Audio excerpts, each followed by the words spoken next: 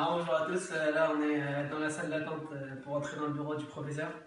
Alors on nous a dit par contre qu'on pourra entrer seulement 2 par 2, donc il y en aura un qui va questionner le professeur et un autre qui va filmer.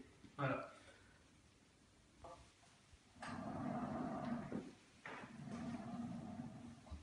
Bonjour professeur. Bonjour jeune homme. Nous sommes... Asseyez-vous. Merci. Mettez-vous à l'aise. Je suis aujourd'hui ici pour notre TPE. En fait, je vous fais part d'un prospectus. Très bien, c'est bien fait. Et serait-il possible de vous poser quelques questions au sujet de la nanomédecine? Bien entendu. Nous savons à peu près comment fonctionne le système de la nanomédecine. Pouvez-vous nous en apprendre un peu plus?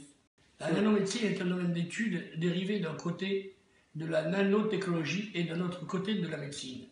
C'est en fait le maniement de nano-éléments à des fins médicales. On peut par exemple produire des nanomédicaments dont le principe est d'insérer des éléments plus petits dans l'être humain pour pouvoir cibler chaque recoin sensible ou malade de l'individu atteint. C'est un résultat que nous, professeurs en nanomédecine, recherchons depuis de nombreuses années et nous pensons enfin avoir réussi. Pensez-vous que la nanomédecine a un futur prometteur? Pourra-t-elle guérir des pathologies aujourd'hui incurables comme le cancer? La nanomédecine a un futur très prometteur, car nous pensons déjà trouver le système de diagnostiquer, de dépister et même de guérir des pathologies, aujourd'hui incurables, comme le cancer, la maladie d'Alzheimer. Nous avons même trouvé le moyen de régénérer des cellules. C'est une technologie médicale qui paraît révolutionnaire, mais elle est encore en cours de développement. Il ne faut pas crier victoire dès maintenant, elle n'est qu'à son début et on espère qu'elle sera bientôt à son apogée. Mais alors, qu'est-ce qui pourrait empêcher les nanomédecines à arriver à leur apogée?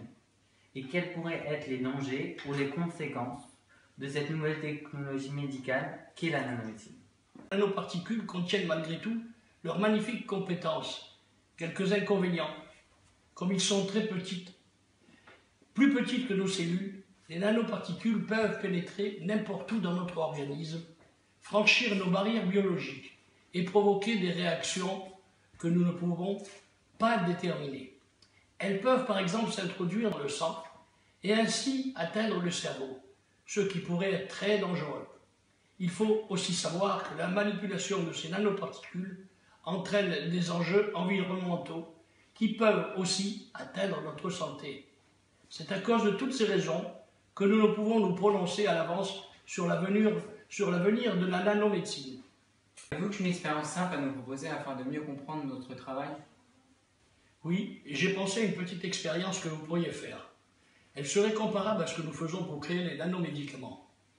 Vous avez besoin d'une solution aqueuse, rôle de l'eau, un corps gras, de l'huile, un émulsifiant, jaune d'œuf, un tube à essai et un entonnoir.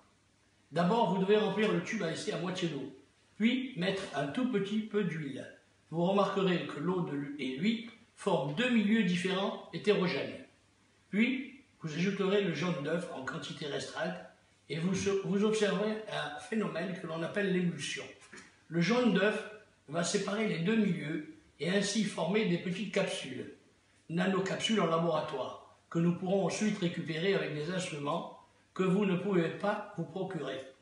Les particules relevées seront lavées puis séchées afin de pouvoir y mettre le principe actif. Le nanomédicament sera enfin prêt. Bien sûr, je vous ai donné des produits similaires à ce que nous utilisions en laboratoire, puisque les produits que nous utilisions sont trop dangereux. Merci d'avoir répondu à nos questions. Au revoir, professeur. Bon, j'espère que vous avez été satisfait de mes explications. C'était super. Merci. Au Au revoir. revoir.